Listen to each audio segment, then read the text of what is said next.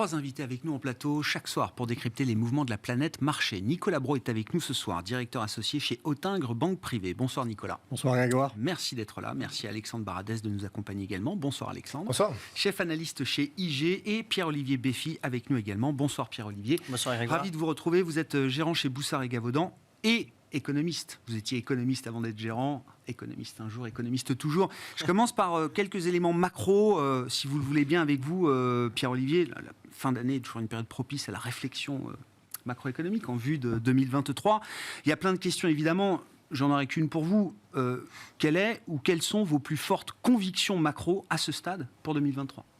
Alors, je pense que il y a deux choses. Le premier, c'est que quand on écoute alors tout le débat autour de l'emploi américain, des salaires et de la Fed, je pense que d'abord, quand on écoute Powell, il est clairement repassé en mode risk management. Alors, c'est-à-dire quoi risk management ? Ça veut dire qu'il va nous faire un peu une analyse chaque fois des risques sur l'inflation, des risques sur la croissance, et puis il va ajuster sa politique selon ce qu'il voit. Voilà. Moi, je pense qu'en tout cas, déjà, ça veut dire que c'est pas du tout un Volcker. Volcker, lui, il n'hésitait pas. À chaque fois qu'il y avait une donnée, qu'il avait le doute, de toute façon, il montait les taux. Donc, c'était pilote automatique. Là, on a quitté, ce mode-là. Voilà, exactement. Donc, je pense que de ce point de vue, c'est déjà beaucoup mieux. Alors, je pense que les questions centrales autour de ce débat, c'est est-ce que si on est... Alors, il faut voir quand même qu'on a des données américaines, notamment l'ISM américain, là, qui est passé à 49 avec les nouvelles commandes à 47. Donc peut-être qu'en janvier, on va voir un ISM à 47 sur le manuf. Donc là, ça peut être un peu difficile sur l'aspect croissance américaine. Alors c'est bizarre parce que pour l'instant on ne le voit pas, mais on en avait déjà parlé quand on faisait le parallèle avec la récession de 73-74 où en fait les ménages pendant un certain temps en fait ont très bien tenu le coup sur la consommation parce qu'ils avaient tiré sur leur épargne et puis parce que le gouvernement avait assez soutenu la consommation. Donc ça sera à mon avis le point pivot du début d'année, savoir est-ce que la croissance économique américaine tient ou est-ce qu'au contraire on commence à avoir des peurs sur la récession. Ça peut être une marge brutale parce qu'encore une fois, quand on voit les... Oui, d'accord. Parce que les chiffres du marché du travail nous donnent l'idée d'une économie qui est, je vais dire, en plein boom. J'exagère peut-être, mais en mode expansion, toujours. Non, mais je pense que ça peut se dégrader rapidement. Tout à fait. D'accord. Donc, c'est ce qu'on a vu d'ailleurs en 73-74. Encore une fois, on a plusieurs trimestres de baisse de l'investissement immobilier. On en a déjà eu 2. Je pense qu'on aura encore une 3e. On a une consommation qui est plate. Voilà, alors qui est en temps négatif, en temps positif. Là, la consommation sera plutôt bonne au 4e trimestre. Voilà.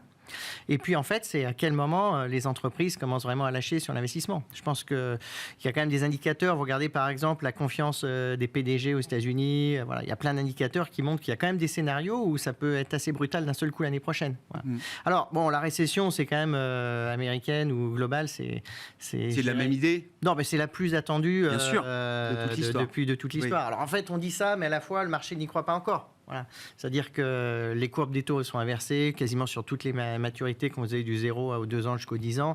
Donc, on est clairement, le marché obligataire nous dit, on va quand même avoir un problème de croissance. Je pense qu'il y a 2 questions. Le premier, c'est un problème de timing. Et le deuxième, c'est éventuellement quand même un problème de scénario. Moi, j'en vois 3.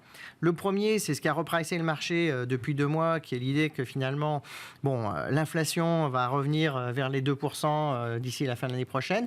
Le consensus, il est autour de 2,5, 3. Donc, c'est assez bas. Si on est en dessous de 3 à la fin de l'année aux États-Unis, ça sera très bien. Je parle de l'année prochaine. Oui, bien sûr. Oui. Et si l'économie tient, ça sera fantastique. Voilà, donc ça, c'est le marché le plus positif d'un point de vue macro.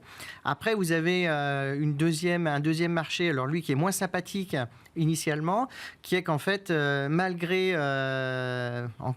encore une fois, les bonnes nouvelles qu'on a sur les salaires, etc., on commence à avoir des entreprises qui, plus agressivement, commencent à couper l'investissement, sont un peu plus inquiètes, etc.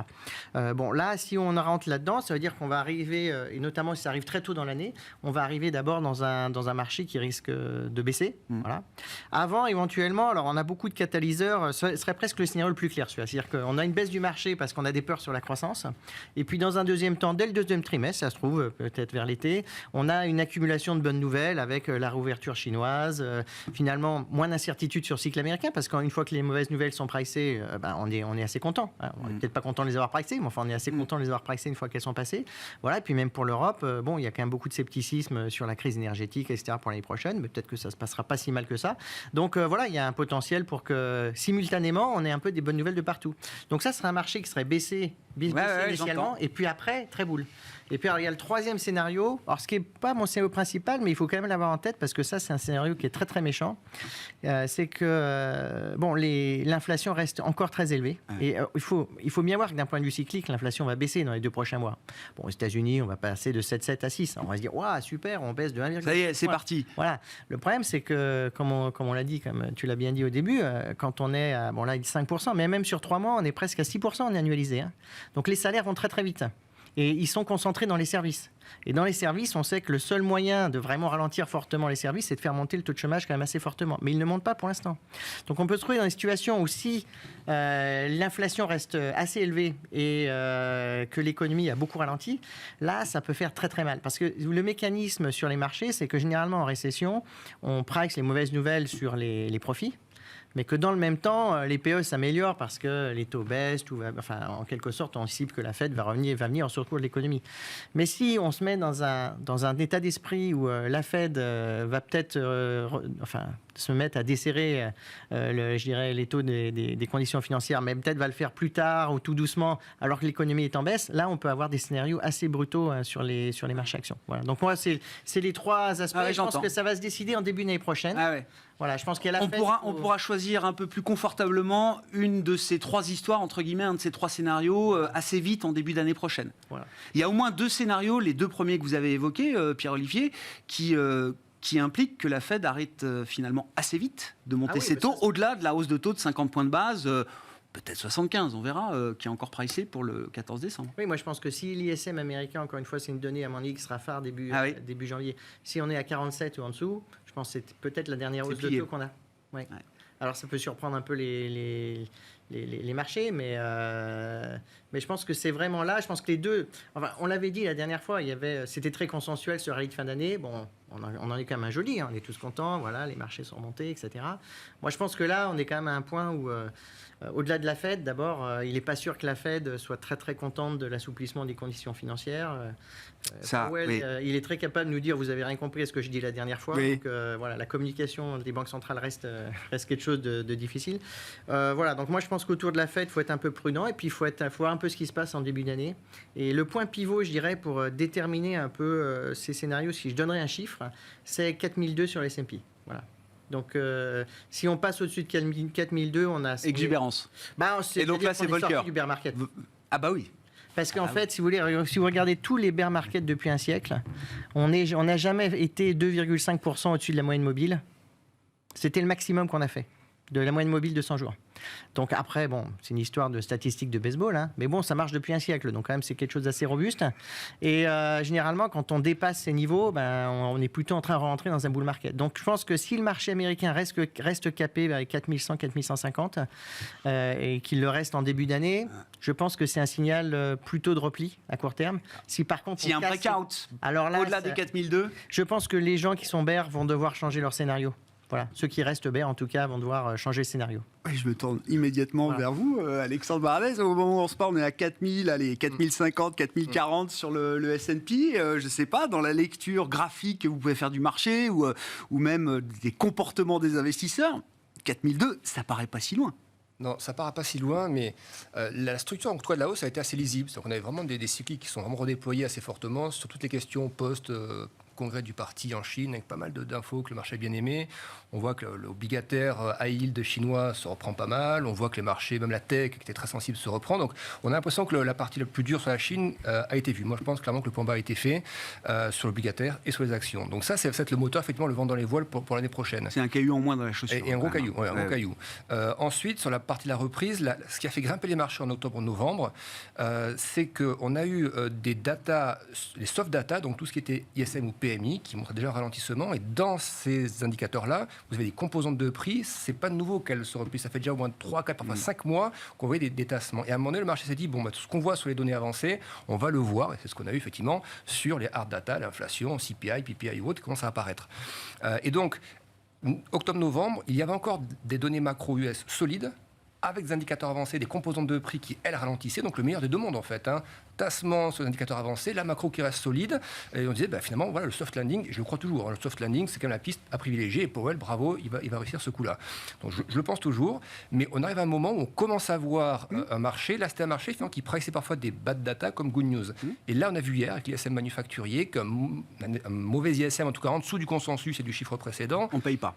On ne paye pas. On ne paye pas malgré le fait, ce que tu as dit, c'est qu'il y avait effectivement les composantes emploi et prix qui se tassaient. Donc ça, habituellement, c'était aussi pour le marché. Mais comme la composante nouvelle commande, effectivement, a bien reculé assez fortement à 43, je crois. Donc c'est assez costaud, 47, je ne sais plus. 43. Mais ça, le marché n'a pas aimé, voilà. Ouais.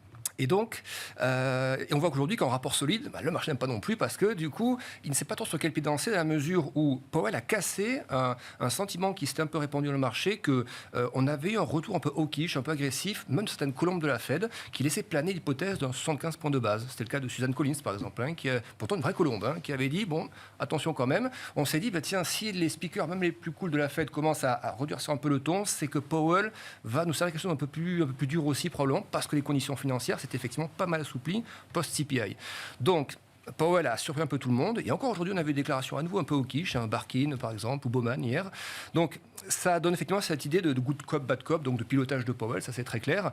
Mais sur la structure du marché, on a des indices que certains sont venus en bull market ou pas loin de l'être. Et c'est surtout les cycliques qui ont poussé. Et sauf que là, on commence à avoir des datas qui pointent vraiment vers une accélération du ralentissement. En Europe, on l'a vu sur l'Allemagne, la balance commerciale, c'est toujours pas terrible. On le voit sur les PMI US, l'ISM, Philly Fed, PMI Chicago. En fait, tout est vraiment en train de décélérer fortement.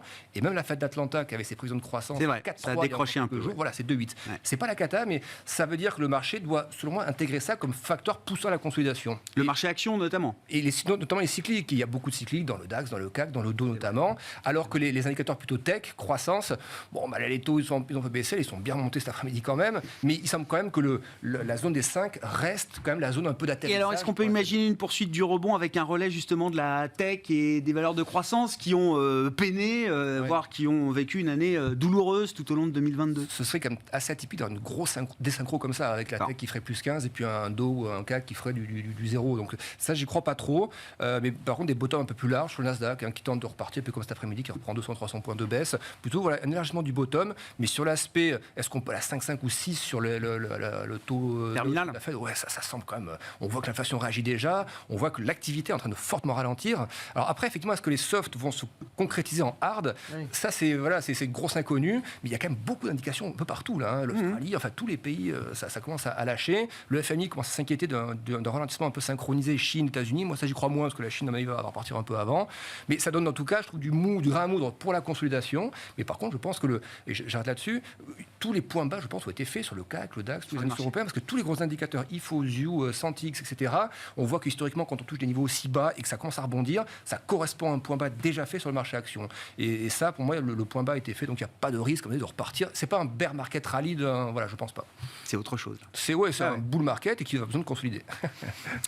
Nicolas Brault, vos commentaires sur ce début de discussion et l'analyse du rallye. Moi, je veux qu'on en vienne au marché. L'analyse du rallye d'automne, notamment pour les marchés européens.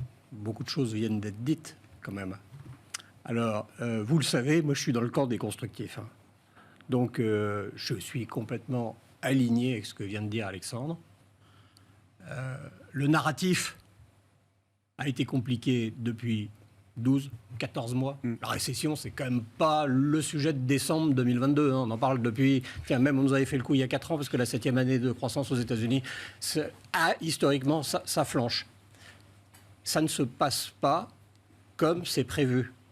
Alors, c'est facile de dire ça, puisque je ne sais pas comment ça va se passer. Mais la récession la plus télégraphiée de l'histoire, souhaitée, voulue, guidée par la Banque centrale. En tout cas, il y a des économistes qui ont dit que l'inévitable ne se produit jamais et que l'inconnu se produit très souvent. Maintenant, ça veut dire quoi? Tout le monde parle de récession. Alors, je veux bien qu'on fasse parler le marché pour dire que les investisseurs sont euphoriques. Enfin, vous en croisez souvent. Vous avez vu une maison qui dit S&P 5000 l'année prochaine? Pardon, on va citer des noms.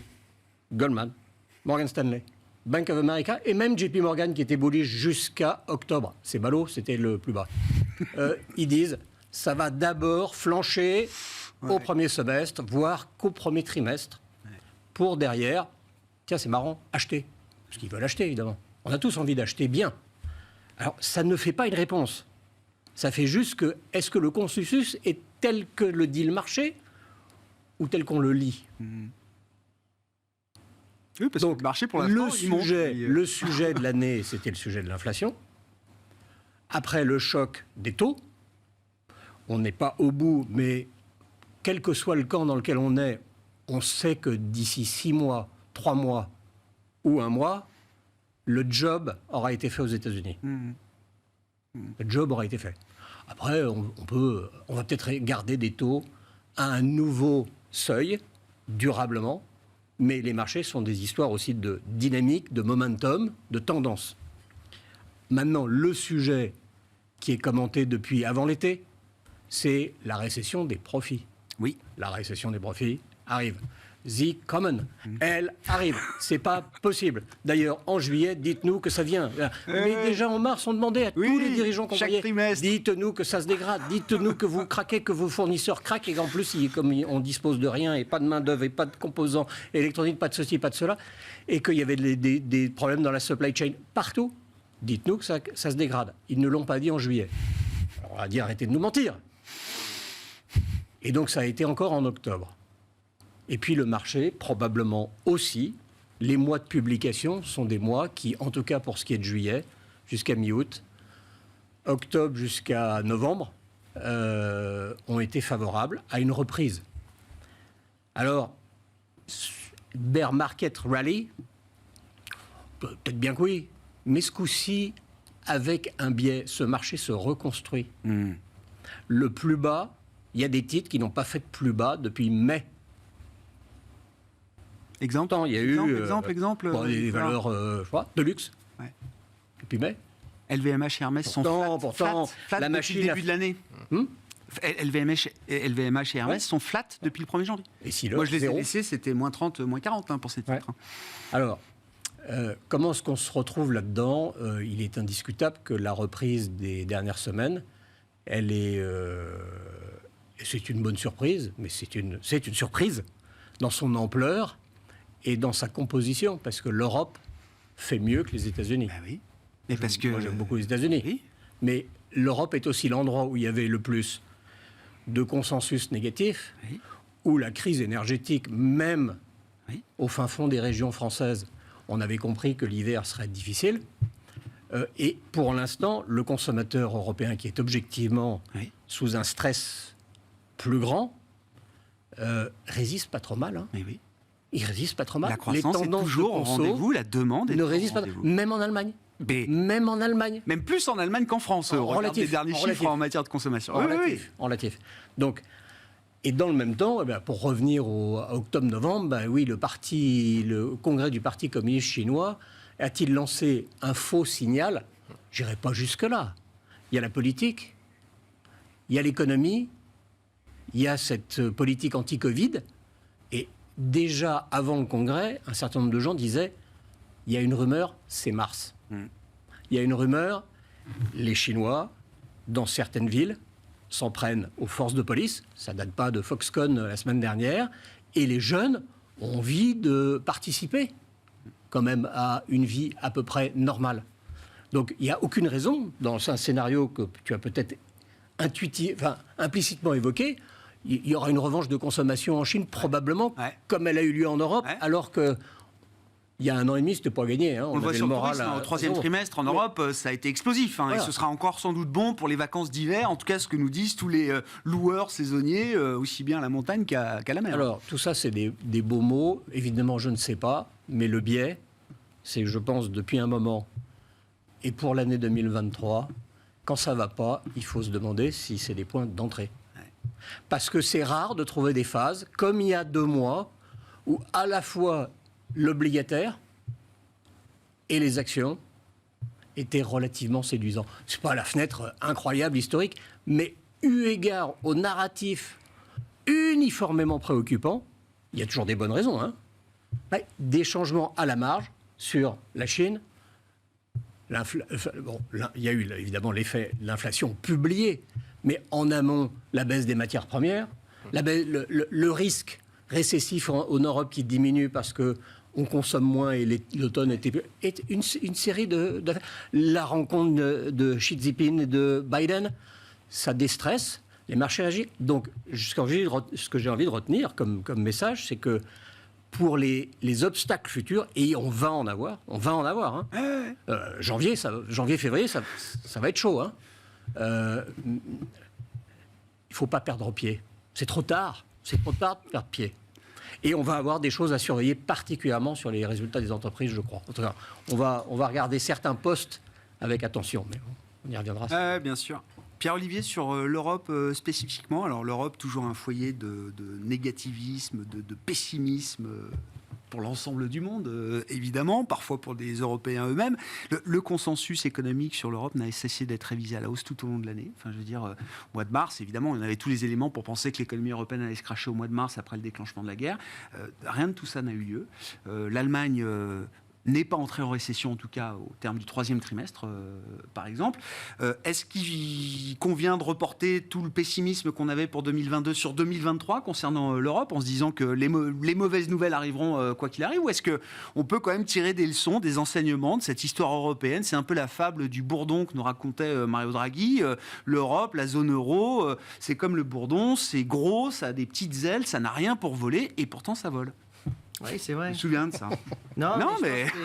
Moi, j'ai 3 points à commenter, notamment aussi pour faire le lien avec ce qui a été dit.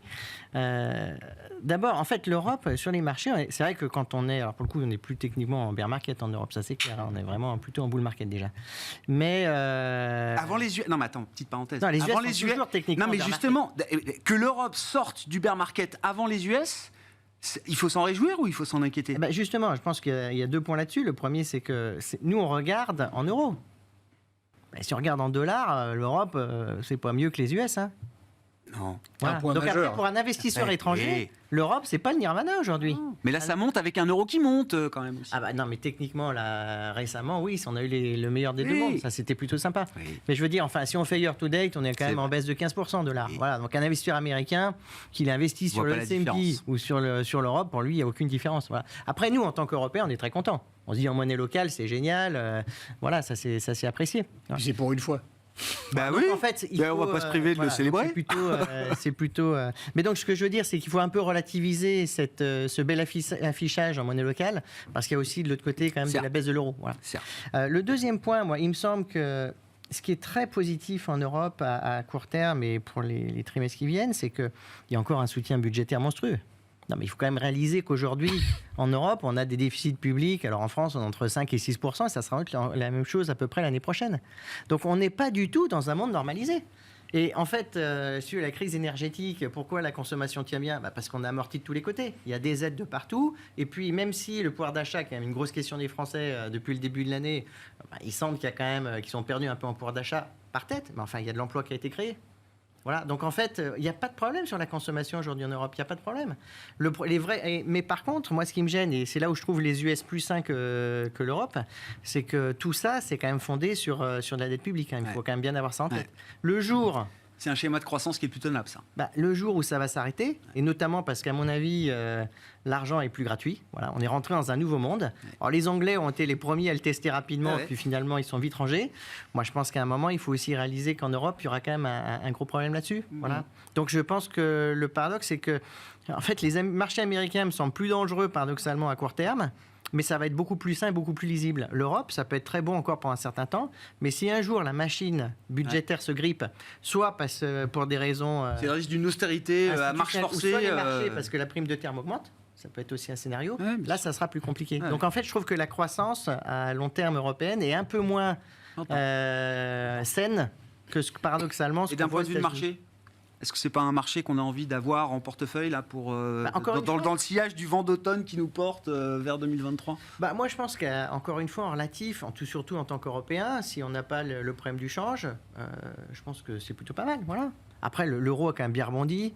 Bon, est-ce qu'on met l'euro à 1,10 ou 1,20 l'année prochaine avec la dégradation des termes de l'échange qu'on a eu? Bon, je pense qu'il y a déjà eu pas mal de repricing. Hein. Je pense qu'il y a beaucoup de nouvelles là qui sont bien repricées. Moi, je le vois par exemple en Chine. Bon, si on regarde le marché action chinois, il a quand même compris qu'il y avait quand même des bonnes nouvelles. Le CNH, ça va vite. Hein. Voilà, ça va assez vite. Quoi. Il y a beaucoup de nouvelles qui sont déjà un peu là. Donc après, il peut y avoir des nouvelles qui se reconfirment. Peut-être que la Chine va vraiment rouvrir, faire du stimulus et compagnie. Peut-être déjà consommer une partie des bonnes nouvelles. Voilà, mais on peut en avoir plus, mais bon. Ouais.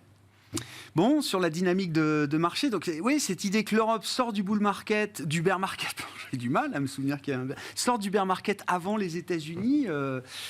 C'est quand même pas habituel. Non, c'est pas habituel, mais c'est vrai qu'il y a quand même toujours des pare-feux qui existent. Hein. Je suis d'accord, c'est vrai que la question budgétaire, on va dire que le FMI a commencé à mettre un petit peu son grain de sel dedans par rapport à la France, fin du quoi qu'il en coûte, etc. Donc ça, c'est clair. Ils sont payés pour alerter, le FMI. Voilà, mais ça vient comme message un peu soft au départ, et puis chaque pays a bien conscience que la trajectoire exceptionnelle des 2 dernières années ne peut pas être maintenue. Donc ça, chacun fera des efforts pour ça, mais il y a quand même tous les instruments près de la BCE. C'est-à-dire qu'on voit actuellement que le fait d'avoir dessiné un TPI, un instrument anti-fragmentation, sans l'avoir encore utilisé, sur des spreads qui sont pas mauvais, qui sont bien comprimés pour l'instant, enfin moins qu'il y a un an et demi, mais ça reste tenable pour l'instant. Même l'Italie, on est quoi à 180, donc c'est pas des niveaux. On n'a jamais aussi peu parlé de l'Italie depuis les élections italiennes. Et il y a ça, et puis il y a le fait aussi que l'Allemagne, du coup, qui a des capacités budgétaires, alors ça fait grincer les dents parce que c'est perçu comme un peu peut-être déloyal par rapport aux voisins qui ont moins cette capacité-là, mais pour l'ensemble de l'Europe, ça veut dire que ce noyau dur reste toujours solide. Ils font du soutien massif budgétaire parce qu'ils ont la capacité de le faire, et donc indirectement, ça bénéficie quand même à l'ensemble de la zone. Donc je pense qu'il y a ça aussi qui est un peu acheté globalement par les investisseurs.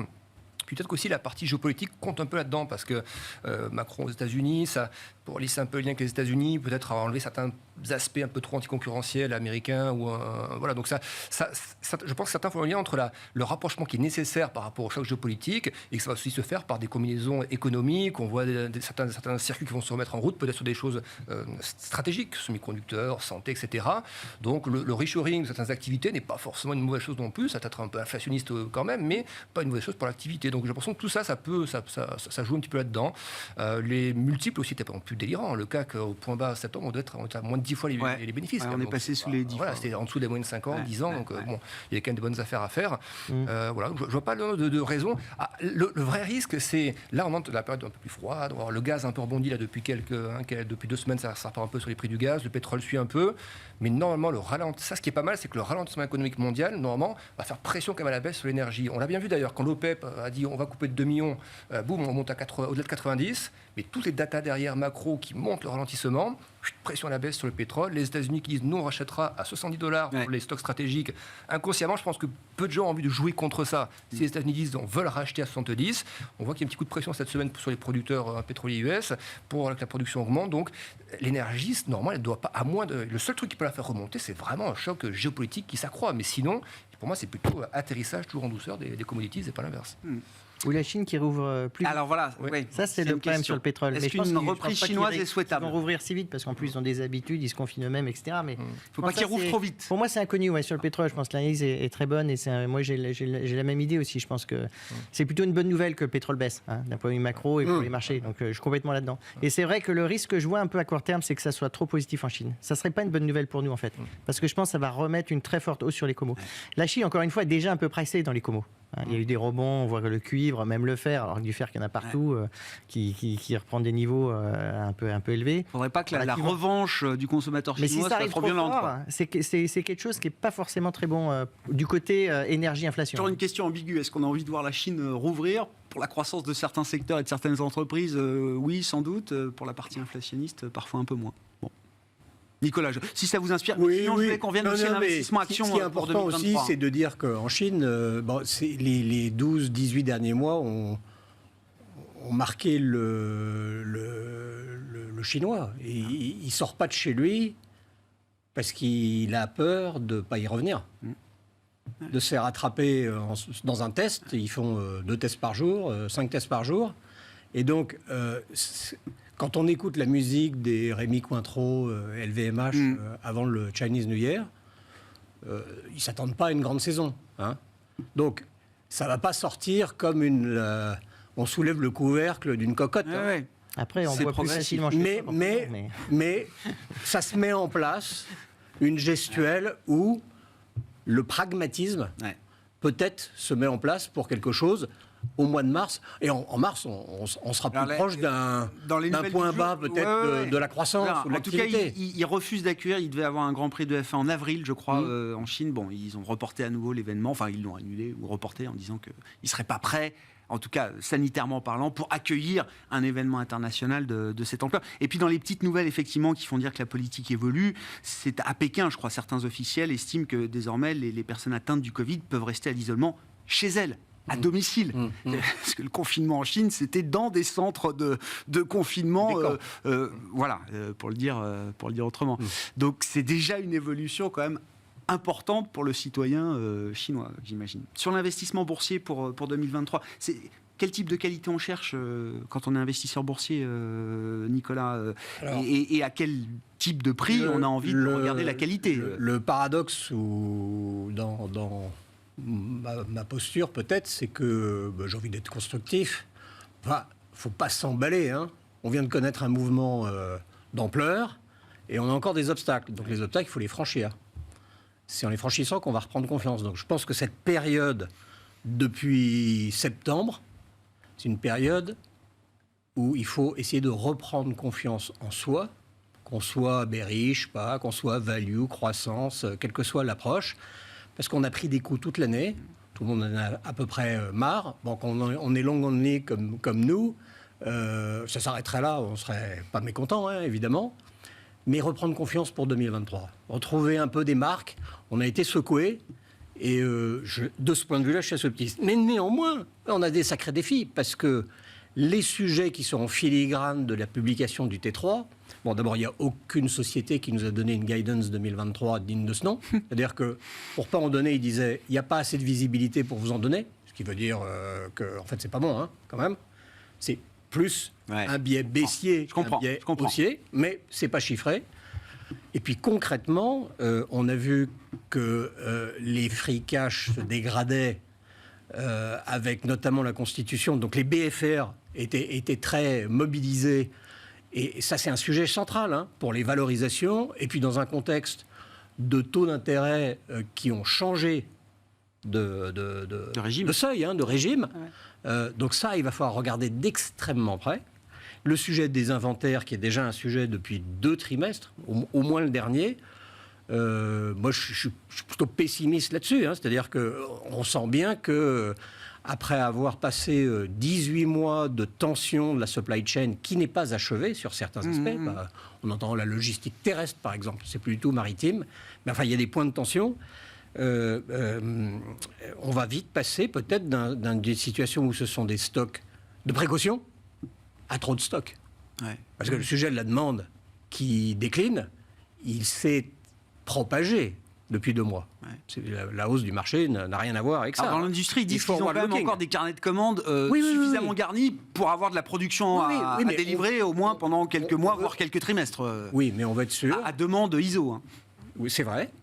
Mais on veut être sûr que les commandes sont des vraies commandes et pas des doubles commandes, parce que quand on vous dit l'agent économique, si on s'en sort correctement l'année prochaine, le consommateur est déprimé depuis 12 mois, au moins même aux US, et il est toujours vivant. L'agent économique s'adapte. Ça, je crois fondamentalement. Le financier, et il s'adapte de plus en plus vite, moi, je pense. Oui. On est fait pour essayer de lire devant et d'anticiper. L'agent économique, il s'adapte. Et dans les entreprises, on s'adapte aussi. Bon, maintenant, on veut être sûr que les commandes des acteurs des semi-conducteurs qui disent qu'ils en ont encore pendant des années, c'est de la vraie commande et pas du double ordering. Vous voyez ? Donc, il y a ce sujet des stocks, il va falloir l'examiner. Et puis, il y a le sujet humain. Et le sujet humain, c'est le sujet du jour, avec la statistique du jour. Mais on voit bien qu'un certain nombre de... Peut-être dans tout l'hémisphère nord, Chine peut-être exclue, je ne sais pas. Le Covid est toujours là. On a perdu des gens, des employés. Des gens ont quitté le monde du travail, changé de vie. La démographie est négative partout, les baby-boomers. En Chine, ça s'accélère évidemment ailleurs. Donc il y a l'affectio societatis dans les sociétés avec le télétravail, forcément se dégrade. Donc l'enjeu social peut évidemment passer par la contrepartie. C'est très bien que les gens, que le seuil peut-être de l'emploi reste plus élevé dans la prochaine récession tant attendu, mais ça aura une conséquence peut-être sur les marges des entreprises, puisque beaucoup de secteurs ne vont pas vouloir licencier, parce qu'ils n'ont déjà pas réussi à faire revenir ceux qui étaient partis. À recruter, oui. Donc ça, c'est un sujet super important, qui explique peut-être le chiffre d'aujourd'hui, ou le profil. Alors ça a la conséquence, toi tu dirais, la Fed, du coup, va peut-être pas baisser ses taux derrière, parce qu'en fait, l'emploi ne va pas répondre aux attentes de Jay Powell, qui cible l'emploi. Encore cette semaine, je crois. Il cible l'emploi. C'est un pivot qui serait stoppé. Quelques pistes pour janvier, février. Et non, mais du coup, on a déjà identifié des entreprises qui sont capables justement de franchir ces obstacles qui sont encore devant nous. On arrive à voir des entreprises dont on est suffisamment convaincu qu'elles ont la capacité justement c'est sectoriel, c'est encore plus fin que ça comme dispersion. Je crois que le monde de l'entreprise, globalement, j'ai pas beaucoup de sujets, de sociétés, de noms naturels qui me viennent à la tête en disant eux, ils ont vraiment fait l'erreur l'année dernière. L'erreur Keyspace comptant cette année. C'est très différent de 2007. Où là, il y avait une espèce de frénésie d'acquisition avec le private equity qui faisait remonter les multiples, etc. Là, en 2021, toutes les boîtes qui en avaient déjà les moyens avant que les taux ne montent, on dit on ne le fait pas, c'est trop cher. Non, les prix ont baissé. J'enchaîne sur autre chose. Les marchés ont remonté, le CAC a remonté, le Dow Jones a remonté, et dans bull market aussi peut-être. Mais les valeurs moyennes, c'est très à la traîne. Et les small cap, c'est moins 26, moins 27 le tarif. Les bons fonds small cap, c'est moins 26. Donc l'élargissement à venir, j'irai voir dans ces segments-là. C'est beaucoup trop tard pour vendre des small cap. Non, ça fait des années que tout le monde les a vendus déjà, les small cap. Non, mais c'est vrai, ça fait déjà une paire d'années que c'est compliqué sur les small cap pour X, Y, Z raison.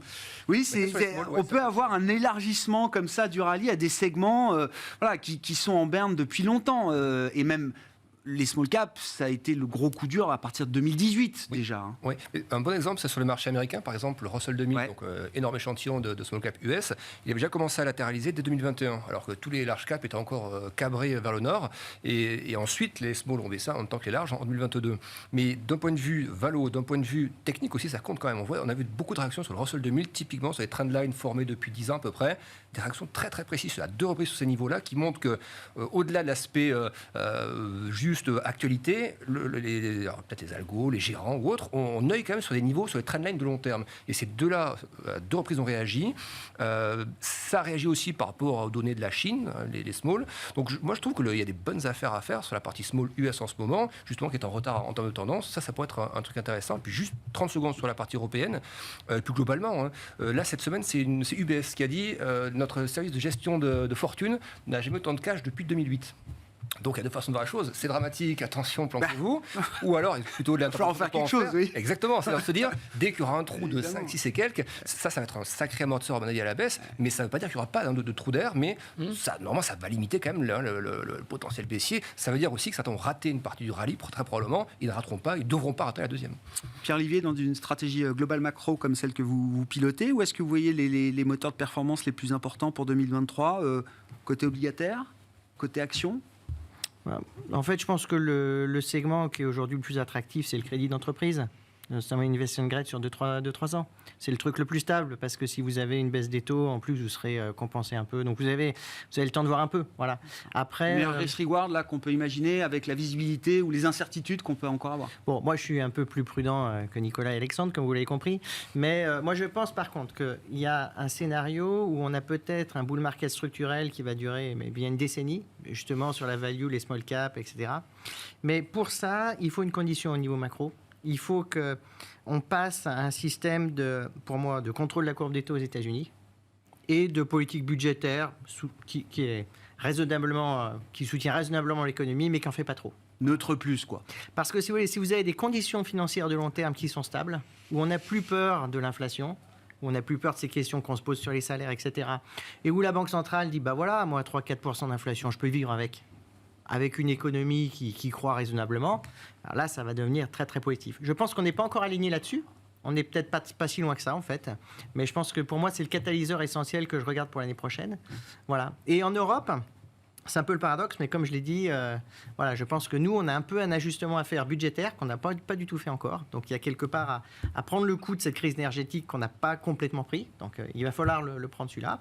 Une fois qu'on l'aura fait, de toute façon, je pense que la Banque Centrale Européenne, elle est déjà plus ou moins en train de nous expliquer que les taux italiens ne peuvent pas aller n'importe où, etc. Donc, elle aussi, elle fera un peu la même chose. Voilà. Bon, on va rester sur l'idée ou l'hypothèse ou la possibilité d'un bull market structurel pour une décennie. Là, on va rester sur cette note-là. Les gens voulaient être bullish aujourd'hui, j'en ai Non, mais on a été pessimiste toute l'année, on a le droit de se faire plaisir. Bon, merci beaucoup, messieurs. Merci d'avoir été les invités de Planète Marché ce soir. Pierre-Olivier Beffy, Boussard et Gavaudan, Nicolas Brault, Autingre, Banque Privée et Alexandre Baradez, IG. On se retrouve lundi d'ailleurs, Alexandre, à 12h30 pour le plan de trading de Smart Bourse ensemble. Merci à tous.